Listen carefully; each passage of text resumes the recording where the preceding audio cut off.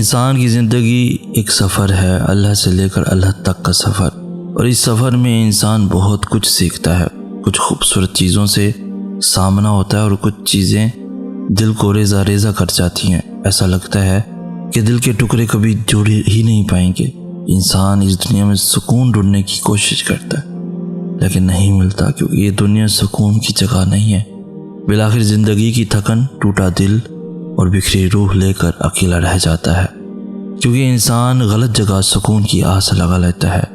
इस दुनिया से मोहब्बत की उम्मीद कर बैठता है और फिर ये दुनिया कब किसकी हुई है, क्योंकि मोहब्बत और सुकून दुनिया से नहीं बस अल्लाह से मिलता है। जिसने दिल बनाया है उसने इसका सुकून भी वही रखा है। अल्लाह की याद में ज़िंदगी के इस सफ़र का मकसद ही यही है, अल्लाह को ढूंढने की आरज़ू, उसे पाने की जुस्तजू। और अल्लाह जिसे अपनी लो लगा दे तो उनकी ज़िंदगी भी हसीन हो जाती है और ये सफ़र भी, ज़िंदगी का सफ़र भी। अल्लाह की मोहब्बत ही बस मोहब्बत कहलाने के लायक है। आप अगर किसी इंसान के छोड़ जाने या धोखा दे जाने की वजह से ख़ुद को अज़ियत दे रहे हैं तो आप बहुत गलत कर रहे हैं। आप किसी के इंतज़ार में हैं जो आपको धोखा देकर अपनी ज़िंदगी में खुश है, उसका इंतज़ार है आपको। उसने आना होता तो जाता ही क्यों, और अगर आ भी जाएगा तो क्या, वो फिर धोखा देगा। इंसान कभी भी सुकून नहीं दे सकता। सुकून देना इंसान के बस में है ही नहीं। सुकून, राहत बस वो अल्लाह ही दे सकता है। आपसे आपका रब इतनी मोहब्बत करता है जिसका कोई शुमार ही नहीं, और आप एक नाकदरे इंसान के लिए खुद को बेमोल किए बैठे हैं। उस रब की मोहब्बत आपको इस अज़ियत में रहने नहीं देगी, मगर आपको खुद भी कोशिश करनी होगी। अपनी ज़िंदगी पर गौर करें, क्या आपके रब ने हर बार आपको मसाइल से नहीं निकाला? आपकी लाख नाफरमानियों के बाद भी उसने आपसे मुंह नहीं मोड़ा। वो आज भी आपकी तौबा के इंतज़ार में है, आपके पलट आने के इंतज़ार में है। तो फिर जाएं उस रब की मोहब्बत की तरफ और इंसानों की मोहब्बत के पीछे भागना छोड़ दें, क्योंकि रब की मोहब्बत के आगे इंसानों की मोहब्बत कोई हैसियत ही नहीं रखती। मुसीबत पड़ते ही फ़ौरन दाएं बाएं नहीं भागते। एक को कॉल, दूसरे को मैसेज, तीसरे शख्स से फरियाद, चौथे की मिन्नत नहीं करते। इंसानों के पीछे नहीं भागते। इंसानों से मदद ज़रूर मांगें, लेकिन पहली मदद अल्लाह से मांगी जाती है।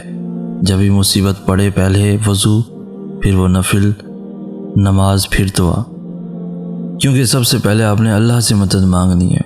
अल्लाह से कांटेक्ट करना है। इंसानों से कांटेक्ट्स, पैसा, कोशिश, ये सब बाद में आएगा।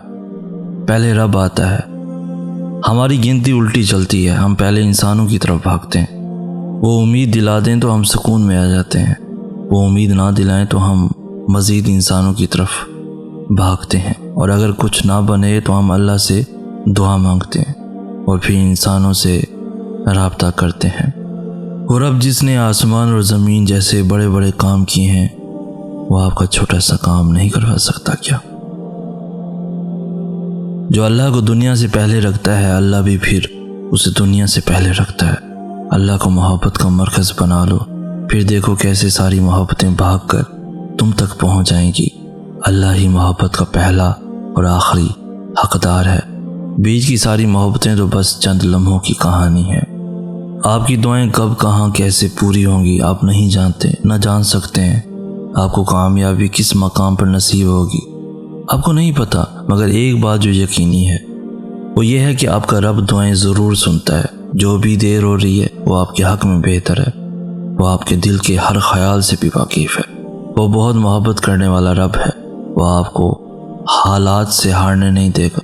आपकी दुआएं कबूलियत के दर्जे पर हैं। दुआ आपका नसीब बदल सकती है। आपके नज़दीक जो भी काम अब नामुमकिन है वो सब मुमकिन है। वो सब हो सकता है और होगा।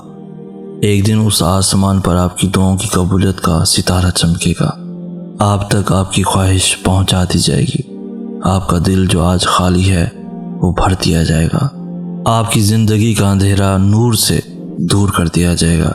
मायूसी इंसानी कैफियत है, सबके साथ होता है, मगर इस मायूसी को खुद पर गालिब ना होने दें। अपने रब की मोहब्बत पर कामिल यकीन रखें। जब आपका दिल उसकी मोहब्बत से भर जाएगा तब आपकी हर बेचैनी दूर हो जाएगी। उससे मोहब्बत करें, क्योंकि बस वही मोहब्बत के काबिल है। फिर अल्लाह के बाद इंसान की सबसे पहली मोहब्बत उसके वालिदैन है। वालिदैन तो वो हैं जिन्हें प्यार से देखना भी इबादत है, और बाप तो जन्नत की कुंजी होते हैं। बाप की तो हर चीज़ ही मुक़द्दस होती है।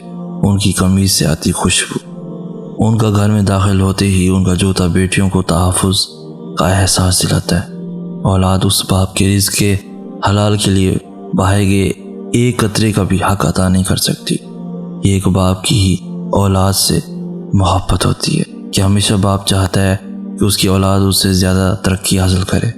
माँ की औलाद के लिए मोहब्बत ज़ाहिर होती है, मगर एक बाप की मोहब्बत भी माँ से कम नहीं हुआ करती।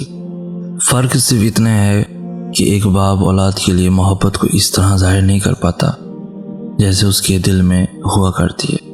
इसलिए तो कहते हैं कि बाप सरों के ताज होते हैं। कभी कभी आसमान की तरफ देखकर दिल से कहा करें, मेरे प्यारे अल्लाह, मुझे आपसे बेहद मोहब्बत है।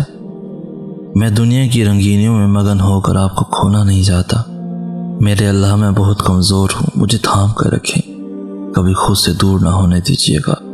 या अल्लाह, मेरे पास तो आपके सिवा कुछ नहीं है। आप ही मेरा कुल असासा है, मेरी ज़िंदगी का हासिल है। मैं आपको कैसे खो सकता हूँ? आपको खोकर बचता ही क्या है मेरे पास? अल्लाह, आपका साथ मेरी ज़िंदगी है। कैसे ज़िंदा रह सकता हूँ आपसे दूर रहकर भी? कभी भी खुद से दूर ना होने दीजिए। आखिरी सांस तक मेरे रब आपका साथ, आपकी